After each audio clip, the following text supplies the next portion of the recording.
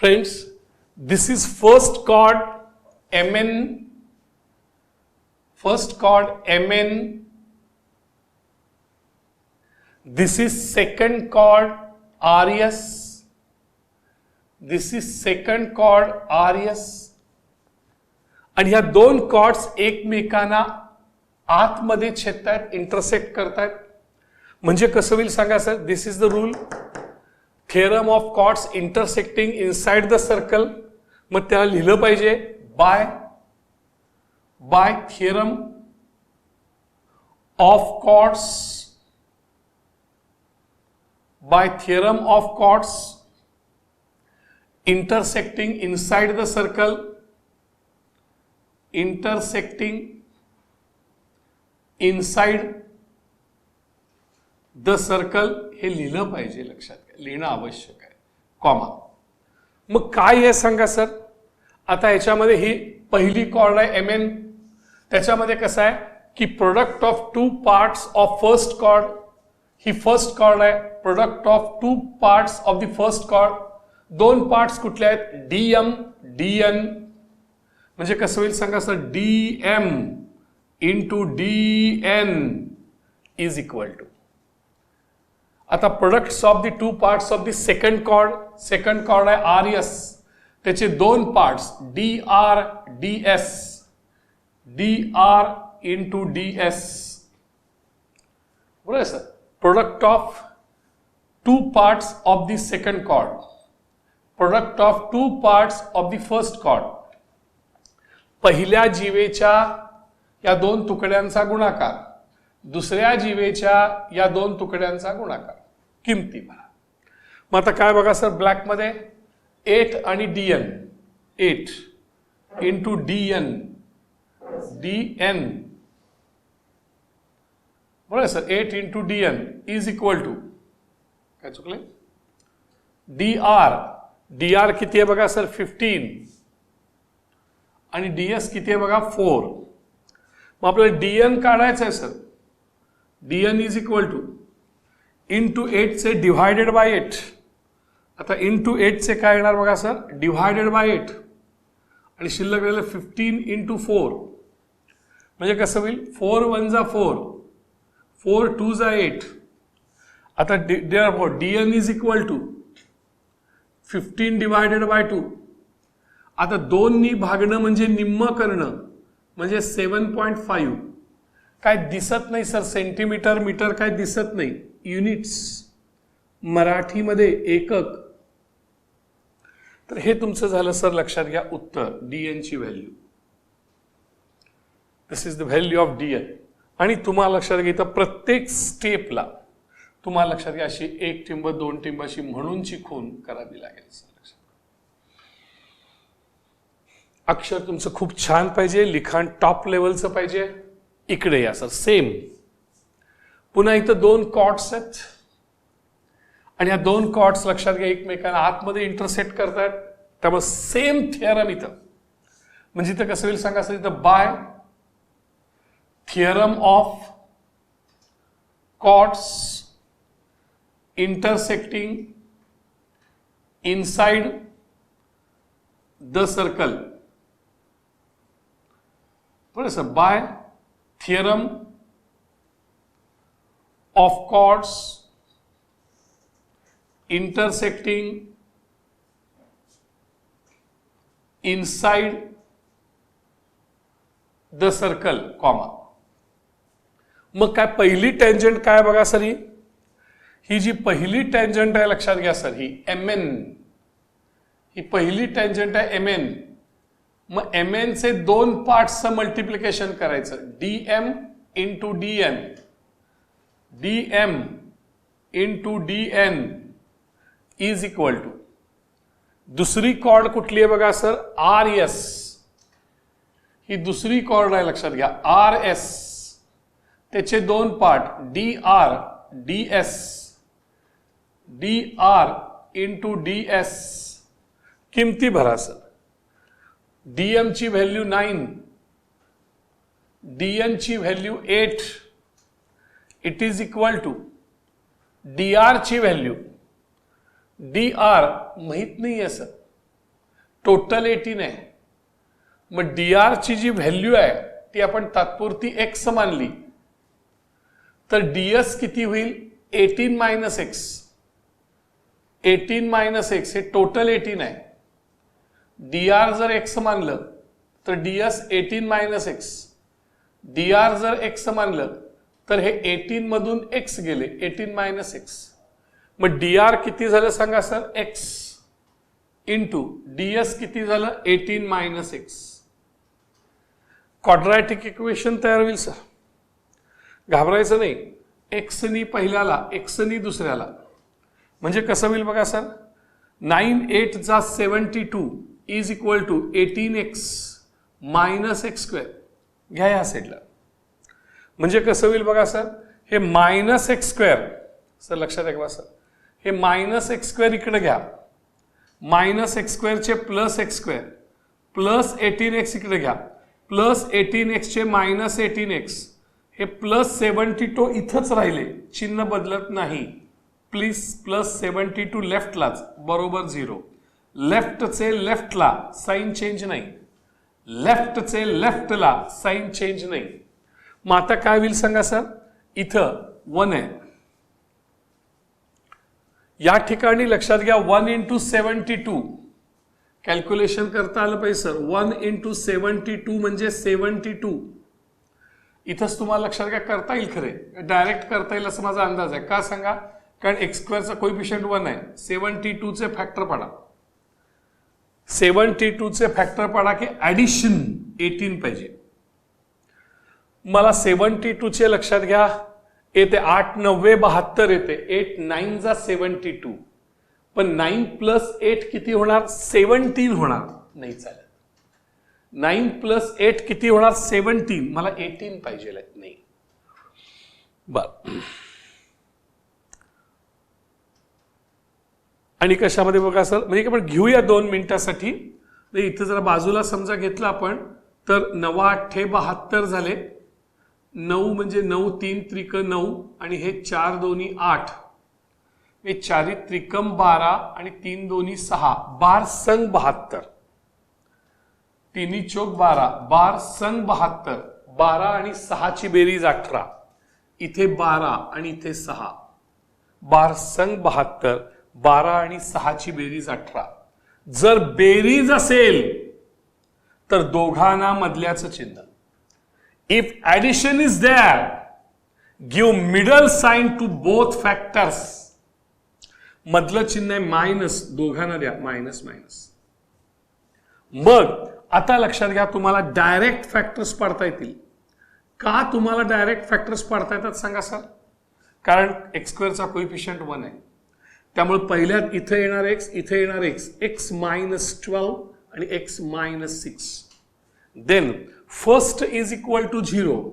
Therefore x minus 12 is equal to 0 or x minus 6 is equal to 0. Then x is equal to 12 minus चे पलीकडे गेले 12 or x is equal to 6. बघा काही problem आहे का. x is equal to 6 लक्षात घ्या. बरोबर आहे. मग ह्याच्यावरून लक्षात घ्या जर तुम्हाला कळालं की dr किती आहे बघा sir. We have to find out the dr किती आलं dr 12 आलं. मग dr जर 12 असेल तर ds किती हे आपण काढतोय लक्षात घ्या. बरोबर. मग इथं घेऊया आपण if dr is equal to 12x dr is equal to x is equal to 12 असेल तर ds किती येणार बघा सर.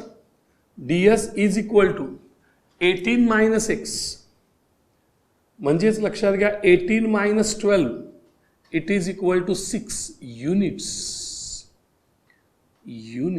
लक्षात घ्या. आता x बरोबर 6 साठी पण आपल्याला करता येईल सर तसंच. मग x इज इक्वल टू 6 म्हणजे काय येणार dr is equal to x is equal to 6 एकक units. ds is equal to 18 minus x 18 minus x. Therefore 18 minus 6 therefore 12 एकक किंवा युनिट्स. लक्षात येते का बघा. तेव्हा dr च्या 2 व्हॅल्यू झाल्या ds च्या 2 व्हॅल्यू झाल्या. कॅन्सल करता येत नाही. क्वाड्रॅटिक इक्वेशन कडे आलो सर आपण, क्वाड्रॅटिक इक्वेशन कडे. त्यामुळे एक्झाम्पल ह्याला आपण IMP म्हणून ठेवायला हरकत नाही सर, ह्याला लक्षात घ्या. खूपच महत्वाचं गणित असं लक्षात ठेवूया आपण. पहा सर, इथे समजा जर आपण आलोत, इथे पुन्हा 2 कॉर्ड्स आहेत सर. पहिली कॉर्ड आहे TS आणि ही जी पहिली कॉर्ड आहे लक्षात घ्या, ही पहिली कॉर्ड बाहेरपर्यंत गेलेली आहे. दुसरी कॉर्ड आहे लक्षात घ्या RQ, ही दुसरी कॉर्ड आहे आणि ती बाहेर गेलेली आहे. म्हणजे 2 chords, theorem of chords intersecting outside the circle. काय थिअरम आहे बघा सर, त्याला म्हणता येईल बाय, लक्षात घ्या, थिअरम ऑफ कॉर्ड्स हेच आहे. इंटरसेक्टिंग, लक्षात घ्या बघा sir, intersecting inside the circle नाही, outside the circle, outside the circle, outside the circle, comma. मग कसं येणार सांगा सर याच्यामध्ये? 32 गुणिले 70, 32 गुणिले 70 बरोबर 32 गुणिले 70. एक्झाम मध्ये लिहायचं नाही 32 गुणिले 70, नाही, आपलं मनातल्या मनात. बाहेरचा तुकडा गुणिले सगळा तुकडा, बाहेरचा तुकडा PS, सगळा तुकडा PT, बाहेरचा तुकडा गुणिले सगळा तुकडा बरोबर. आता पुन्हा खाली, बाहेरचा तुकडा PQ, सगळा तुकडा PR, बाहेरचा तुकडा PQ, सगळा तुकडा PR, मल्टिप्लिकेशन. भरा किंमत भरा, आन्सर सील लक्षात घ्या ब्लॅक मध्ये. बाहेरचा तुकडा 8, सगळा तुकडा माहित नाही सर, तो PT, सगळा तुकडा PT, लक्षात घ्या. तो काढायला गेला आपल्याला, त्याला काही इलाज नाही, गुणिले. It is equal to PQ किती आहे बघा सर 6 आणि PR किती आहे 10, मल्टिप्लिकेशन आहे. इथे PT काढूया sir. Then what is the PT is equal to, PT is equal to आडवी रेष इंटू 8 से डिवायडेड बाय 8, 6 इंटू 10. कितीनं भाग जाईल बघा सर? 2 नक्की. 2 4 जा 8, 2 5 जा 10 आणि 2 नी जाईल लक्षात घ्या. 2 2 जा 4, 2 3 जा 6, म्हणजे किती झाले बघा sir? Therefore PT is equal to 3 5 जा 15 divided by 2, therefore PT is equal to 7.5. हे PT झालं सर. या ठिकाणी काय झालं सांगा सर? हा PT काढला, पण मुलांना एक खूप गंभीर चूक झाली. लक्षात आली तुमच्या काय चूक झाली? बाहेरचा तुकडा PQ आणि सगळा तुकडा काय बघा सर? हा सगळा तुकडा काय येणार? 6 + 10. 6 + 10 म्हणजे किती येणार सांगा सर? 16. म्हणजे PR ची व्हॅल्यू 10 नाही, PR ची व्हॅल्यू 10 नाही, लक्षात घ्या. PR ची व्हॅल्यू किती आली? 16. आणि मग इथे पण किती आलं सांगा सर? हे 16. लक्षात आलं सर? हे किती आलं सांगा? 16. मग इथे जर का आपण बघितलं 2 4 जा, इथं डिव्हिजन संपलीच सर. इथे डिव्हिजन बरोबर आहे ना? इथं डिव्हिजन एकदम सोपी होईल सर. हा, या ठिकाणी पहा बरं कशी येईल आता. 6 × 6, 6 × 16 डिवायडेड बाय 8.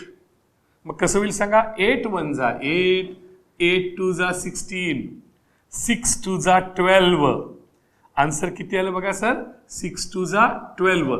PT किती आलं सांगा सर? 12 आलं sir. PT is equal to 12. मग PT 12 आलं सर. मग आता आपल्याला ST काढायचं आहे. नाव ST इज इक्वल टू, कशी काढणार आहे ST? ST म्हणजे ST बस नव्हे. ST कशी काढणार? PT मधून PS वजा करायचं, PT मधून PS वजा करायचं, PT मधून PS वजा करायचं. PT किती आहे बघा सर? 12. PS किती आहे बघा sir? 8. 12 - 8 is 4. Therefore ST is equal to 4 units. 4 units, एकक मराठीमध्ये. कोणाची काही शंका बघा सर? इथं एक टिंब दोन टिंब अशी म्हणूनची खून हे खूप आवश्यक आहे सर, लक्षात घ्या. बरोबर, इथं बरोबर चिन्ह असेल तर काही कळलेलं आपल्याला असावं, लक्षात घ्या सर. इथे बघूया सर, खूप महत्वाचं असं आहे. इथे कुठला थेरम येईल सांगा सर? हा टँजंट आहे आणि हा सिकंट आहे. हा टँजंट आहे आणि हा लक्षात घ्या सिकंट आहे. थेरमचं नाव आहे टँजंट सिकंट सेगमेंट्स थेरम. काय थेरमचं नाव आहे बघा sir? Tangent secant segments theorem. इथं हा टँजंट, ही सिकंट आणि टँजंट सिकंट त्याचे सेगमेंट्स थेरम बाय, बघा सर कसं झालं, बाय टँजंट लिहायला मी, by tangent secant segments theorem. आता मुलांनो काय तो थिअरम आहे ऍक्च्युली? तर तो थिअरम असा आहे, लक्षात घ्या, की हा जो टँजंट आहे हा टँजंटचा स्क्वेअर करायचा सर. टँजंटचा स्क्वेअर इज इक्वल टू, टँजंटचा स्क्वेअर इज इक्वल टू हा बाहेरचा तुकडा सर, हा बाहेरचा तुकडा गुणिले हा सगळा तुकडा. लक्षात घ्या, बाहेरचा तुकडा गुणिले सगळा तुकडा. बाहेरचा तुकडा पी आर, सगळा तुकडा पी एस. बाहेरचा तुकडा गुणिले सगळा तुकडा म्हणजे इथे येणार सर इनटू. बरोबर आहे sir. What is the tangent? Tangent is P Q. आणि लक्षात घ्या, ही जी सिकंट आहे, सिकंट म्हणजे बाहेरचा तुकडा पी आर आणि सगळा तुकडा P S. What is the P Q here? 12. 12 bracket square is equal to what is P R? 8. What is P S? We don't know. मग इंटू 8 से डिवाइडेड बाय 2, इंटू 8 से divided by 8. 12 square means 12 into 12 is equal to P S. आता आपण बघूया. 4 4 2 जा 8, 4 3 जा 12 आणि काय होईल सांगा? 2 1 जा 2, 2 6 जा 12, 6 3 जा 18, 6 3 जा 18 is equal to P S. ही पी एस ची व्हॅल्यू झाली सर, पी एस. अजून आपल्याला एस आर काढायचे. मग इथं आपण लिहूया, इथे लिहूया P S is equal to 18 units.